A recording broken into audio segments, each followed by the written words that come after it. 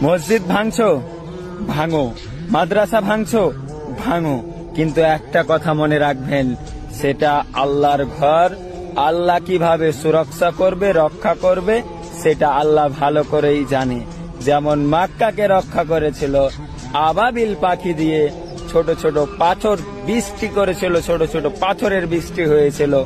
সেই রকম ভাবে এই মাদ্রাসায়, মসজিদকে আল্লাহ তাআলা রক্ষা করবে।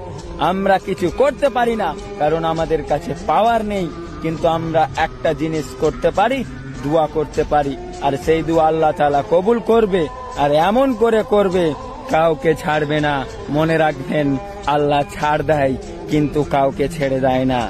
এই ভিডিওটা শেয়ার করে দাও অন্য অন্য মানুষদের কাছে, তারাও যেন দেখতে পারে। আর এর বিফল আল্লাহ তাআলা খুব তাড়াতাড়ি দিবে, খুব শীঘ্রই দান করবে। মনে রাখবেন, ধ্বংস হয়ে যেতে হবে তোমাকে আর আমাকে, আল্লাহ কিন্তু কাউকেই ছাড়বে না।